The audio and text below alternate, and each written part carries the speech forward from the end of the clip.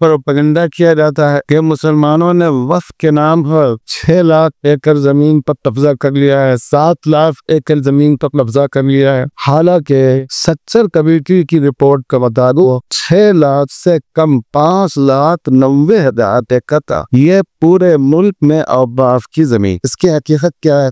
देखिए, जितनी मुस्लिम आबादी हो उसमें एक मस्जिद तो होनी है। मस्जिद है, मस्जिद के साथ इस्तिंजे का इंतजाम है, वुजू का इंतजाम है। अगर इनको आप जमा करें तो कम से कम एक आधा एकड़ जमीन तो चाहिए इसके लिए औसतन। जितनी मुस्लिम आबादियां हैं उनमें मुसलमानों की तदफीन के लिए कब्रिस्तान तो होना चाहिए। तो आप औसत रख लीजिए कब्रिस्तान का 1 एकड़, और जितनी मुस्लिम आबादियां हैं वहाँ मिला जुला कर ईदगाह को होनी चाहिए जिसमें लोग ईद बकरीद की नमाज पढ़ी थी। 1 एकड़ आप इसके लिए रखें। तो मुसलमानों की हर आबादों ने उनकी मजहबी जिम्मेदारियों को अदा करने के लिए ये 2.5 एकड़ जमीन जो खुद मुसलमानों की बर्फानी हो वो तो जरूरी। हिंदुस्तान में कहा जाता है कि यहाँ जो गांव 7,70,000, इसका आधा होता है 3,85,000। अगर हम उनमें से आधे गाँव अभी मुसलमानों की आबादी मान ली